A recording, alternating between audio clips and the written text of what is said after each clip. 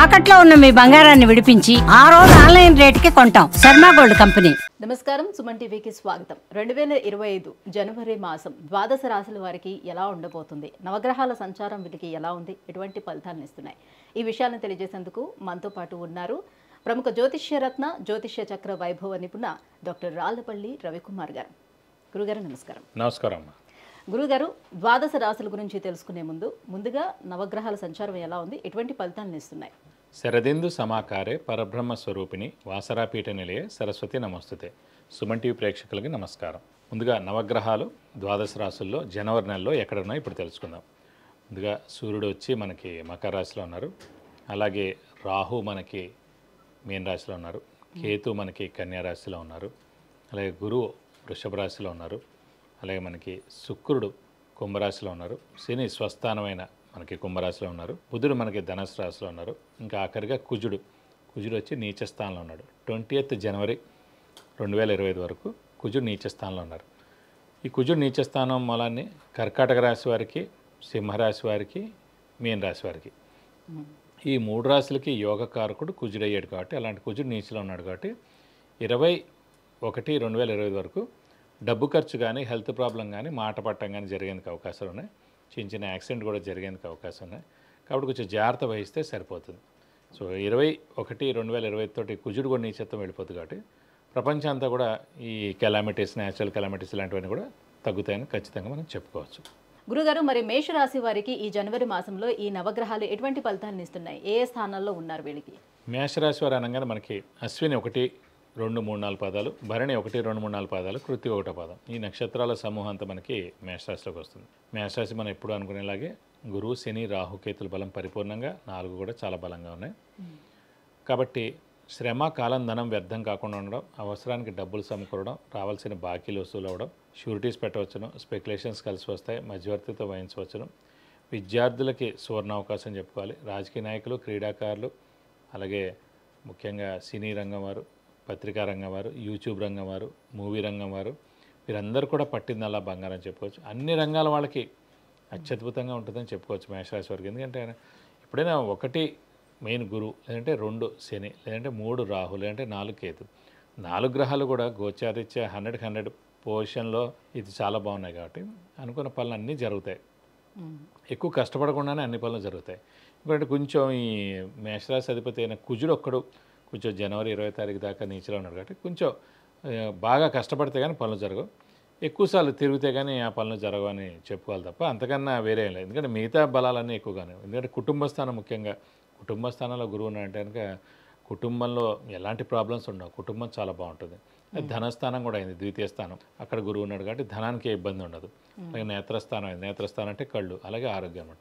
So ఆరోగ్యం మేషరాశి వారికి బాగుంటుంది. అలా ఇంట్లో మేషరాశి వారు ఎవరైతే ఉన్నారో వాళ్ళందరూ కూడా, ఇంట్లో ఉన్న వాళ్ళందరూ కూడా బాగుంటుంది. ఎందుకంటే హెడ్ ఆఫ్ ది ఫ్యామిలీ ఎవరైతే ఉంటారో వాళ్ళ జాతకం బట్టి నడుస్తుంది. అంటే ఎవరైతే మేల్ ఉంటారో మెయిన్గా వాళ్ళ జాతకం బట్టి మొత్తం ఇల్లంతా నడుస్తుంది. సో హెడ్ ఆఫ్ ది ఫ్యామిలీదే మేషరాశి అనుకోండి, సో వాళ్ళదంతా కూడా మిగతా వాళ్ళది బాగాలేకపోయినా, మిగతా వాళ్ళకి అంటే వైఫ్ దేలు నడుస్తున్నా, పిల్లలది ఏమైనా అర్ధాష్టంశ నడుస్తున్నా, ఇంకో పిల్లది అష్టంశ నడుస్తున్నా, ఎన్ని నడుస్తున్నా కూడా మేజర్గా హెడ్ ఆఫ్ ది ఫ్యామిలీది ఎప్పుడైతే చాలా బాగుంటుందో దాన్ని బట్టి ఆధారపడి ఆ కుటుంబాలు అందరూ కూడా నడుస్తుందని చెప్పుకోవాలి. శని శుక్రుడు కలయిక వల్ల ఏమైనా ఇబ్బంది ఉంటుందంటారా? ఏముండదండి. శని శుక్రుడు కూడా లాభస్థానంలో ఉన్నారు. సో లాభాన్ని ఎప్పుడైతే లాభస్థానంలో ఎక్కువ గ్రహాలు ఉంటాయో లాభాన్ని చేకూర్చి పెడతాయి అన్నమాట. సో శని స్వస్థానంలో ఉన్నాడు, శుక్రుడు మిత్రుడయ్యాడు శనికి, అలాంటి వాడు లాభంలో ఉన్నాడు కాబట్టి చాలా బాగుంటుంది. ఫైనాన్షియల్ కూడా చాలా బాగుంటుందని చెప్పుకోవాలి. మకరంలో ఉండేటువంటి రవి ఎలాంటి ఫలితాలను ఇస్తాడు? అంటే మకరంలో రవి ఉన్నాడు కాబట్టి సాధారణంగా రవికి శనికి పడదు, కానీ ఇది నెల్లాళ్లే ఉంటాడు అక్కడ. సో నష్టమేం లేదు. సో అక్కడే 6, 8, 12 స్థానాల్లో అవ్వలేదు. అలాగే రవి నీచే అవ్వలేదు, శత్రుక్షేత్రంలో ఉన్నాడు, నష్టమేం చేకూర్చాడు. మామూలుగా మిగతా గ్రహాలు మెయిన్గా గురువు, శని, రాహుకేతులు బాగున్నారు కాబట్టి చాలా బాగుంటుందని చెప్పుకోవాలి. ఇక సంతాన పరంగా ఎలా ఉంటుంది గురుగారు? సంతానం పరంగా ఏంటంటే ముఖ్యంగా ద్వితీయ స్థానంలో గురువు ఉన్నాడు. ఎప్పుడైతే దైవబలం, దైవానుగ్రహం, గురు బలం చాలా బాగుంటుందో, గురువు అనే గ్రహం చాలా బాగుంటాడో ఆ రాశికి ఖచ్చితంగా సంతానం కలిగేందుకు అవకాశాలు ఎక్కువగానే. ఇప్పుడు కూడా ఏంటంటే ముఖ్యంగా మనకి మే దాకే ఉందండి ఈ సమయం మేషరాశి వారికి. సో మే లోపల కన్సీవ్ అయ్యారంటే కనుక ఖచ్చితంగా సంతానం కలిగేందుకు అవకాశం ఉంది. సో వాళ్ళ ప్రయత్నం చేసుకోవాలి, అవసరమైతే డాక్టర్ని కలవాలి, చిన్న పరిహారాలు ఏమంటే చేసుకోవాలి. ఎందుకంటే ఇప్పుడు ఈ సంతానం విషయం అంటే ముఖ్యంగా మటుకు ఖచ్చితంగా మే దాకే సమయం ఉంది. మే దాటిదంటే మళ్ళీ కష్టం అయ్యేందుకు అవకాశం ఉంది. కాబట్టి మే లోపల మీరు ఖచ్చితంగా దాని గురించి ప్లాన్ చేసుకోవడానికి ఖచ్చితంగా 100% ఈ సంవత్సరం 2025లో సంతానం కలిగేందుకు అవకాశాలు 100% ఉన్నాయి. సో వివాహ ప్రయత్నాలు చేసుకుంటే ఈ మాఘమాసంలోనే కనుక వాళ్ళు ఒకవేళ చేసుకోవాలనుకుంటే అవి ఫలించే అవకాశాలు ఉంటాయా? తప్పకుండా. ఎందుకంటే మెయిన్గా కుటుంబ స్థానంలోనే గురువు ఉన్నాడు కాబట్టి కుటుంబాన్ని ఏర్పడుతుంది అన్నమాట. కుటుంబం ఏర్పడడం అంటే కనుక వివాహంతో. సో ఖచ్చితంగా మీరు ఏదైనా సరే మానవ ప్రయత్నం 100% చేస్తే కనుక దైవం దానికి తోడవుతుంది.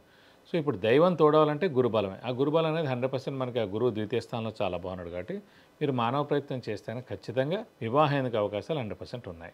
గురుగారు విద్యార్థులకి అలాగే వ్యాపారస్తులకి ఎలా ఉంటుంది? వ్యాపారస్తులకు మటుకు సువర్ణ అవకాశం చెప్పుకోవచ్చు. ఎందుకంటే ముఖ్యంగా గురువు ధనకారకుడు అయ్యారు ఎవరికైనా సరే. అలాంటి ధన స్థానంలో ధనకారకుడైన గురువు ఉన్నాడు కాబట్టి మనకి ముఖ్యంగా ఎక్స్పాన్షన్ చేసుకోవచ్చు, లేదంటే కొత్తది ఏదైనా పెట్టుకోవచ్చు వ్యాపారం. అయితే ఇంకొకటి ప్రస్తుతం ఒకవేళ బట్టలు చేస్తారనుకోండి, ఇంకేమైనా ఫుడ్ దాంట్లో మారాలనుకుంటున్నారు, సో అలా కూడా మారచ్చు అనమాట.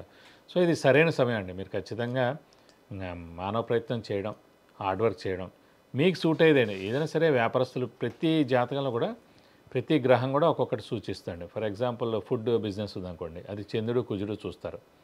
సో అలాగే బుధుడు చాలా బాగున్నాడు అనుకోండి, సో దాని రిలేటెడ్ వేరే ఉంటాయి. సో ప్రతి దానికి రవి చంద్రుడు చాలా బాగున్నారు అనుకోండి, ఫార్మా కెమికల్ అవి చాలా బాగుంటాయి. శని చాలా బాగుంది అనుకోండి, ఆయిల్ బాగుంటుంది. సో శుక్రుడు బాగుంది అనుకోండి, సో ఇలా మూవీస్ అనుకోండి, యూట్యూబ్ రంగం అనుకోండి, ఇలా.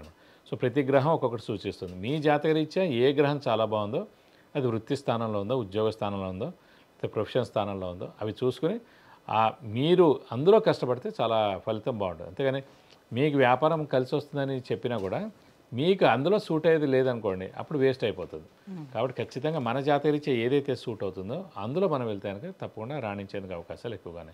అలా విద్యార్థులకు కూడా సువర్ణ అవకాశం. ఎందుకంటే గురువు జ్ఞానానికి కారకుడు, అలాగే బుధుడు విద్యకు కారకుడు. కాబట్టి గురువు చాలా బాగున్నాడు కాబట్టి విద్యార్థులకు మటుకు ఈ ఏడాది ఖచ్చితంగా అంటే పోటీ పరీక్షలు అవనివ్వండి, కాంపిటేటివ్ ఎగ్జామ్స్ అవనివ్వండి, ఏదైనా గవర్నమెంట్ జాబ్స్ రాసే ఇది ఉందనుకోండి, అలాగే ఫారెన్ వెళ్ళాలనుకున్నా కూడా ఫారెన్ టూర్ కానీ, విజిట్స్ కానీ, అసైన్మెంట్స్ కానీ, అలా ఎవరైనా ఉద్యోగస్తులు కానీ, అలాగే చదువురీత్యా కూడా వెళ్దాం కూడా ఖచ్చితంగా రాణించేందుకు అవకాశం ఉంది. అలాగే నిరుద్యోగులు ఉద్యోగం రావడం, ఉద్యోగస్తులు ప్రమోషన్స్ రావడం, అలాగే ఉద్యోగస్తులకు నేమ్ అండ్ ఫేమ్ రావడం, బాస్ నుంచి మన్నన పొందడం, ఇవన్నీ కూడా ఖచ్చితంగా జనవరిలో జరిగేందుకు అవకాశాలు ఎక్కువగా ఉన్నాయి. మరి వీళ్ళు ఇంకా ఎటువంటి పరిహారాన్ని పాటించుకోవాలి? ప్రస్తుతం అయితే ఈ నెలలో మటుకు కుజుడు నీచలో ఉంటాడు కాబట్టి 20 తారీఖు దాకా కుజుడు సంబంధించింది ఏంటంటే ముఖ్యంగా సుబ్రహ్మణ్య స్వామిని పూజిస్తే చాలా మంచిది. అలాగే ప్రతిరోజు సుబ్రహ్మణ్య స్వామి అష్టోత్తరం చదువుకుంటే మంచిది. జనవరి నెల అంతా కూడా మేషరాశి వారు ముఖ్యంగా ప్రతి మంగళవారం ఉపవాసం ఉంటే చాలా మంచిది. ఎందుకంటే మేషరాశి అధిపతే కుజుడు అయ్యాడు కాబట్టి, అలాంటి కుజుడు నీచలో ఉన్నాడు కాబట్టి బాగా కష్టపడితే కానీ పనులు జరగవు కాబట్టి చిన్న అనారోగ్యాలు కలిగేందుకు అవకాశాలు ఉన్నాయి. కాబట్టి ప్రతి మంగళవారం ఉపవాసం ఉండడం, సుబ్రహ్మణ్య స్వామి అష్టోత్తరం రోజు చదువుకోవడం ఈ నెలలాళ్ళు. అలాగే వీలైతే సుబ్రహ్మణ్య స్వామి టెంపుల్కి వెళ్ళి 41 ప్రదక్షిణాలు ప్రతి మంగళవారం చేస్తే మీరు అనుకున్న పనులన్నీ తప్పకుండా నెరవేరుతాయి. విద్య, ఉద్యోగం, విదేశీయానం, వివాహం, వ్యాపారం, సంతానం, గృహం, ఐశ్వర్యం వీటన్నిటికీ సంబంధించి ఎటువంటి విషయాలు తెలుసుకోవాలన్నా కింద స్క్రోల్ అవుతున్నటువంటి నెంబర్కి కాల్ చేసి గురుగారి యొక్క అపాయింట్మెంట్ పొందవచ్చు.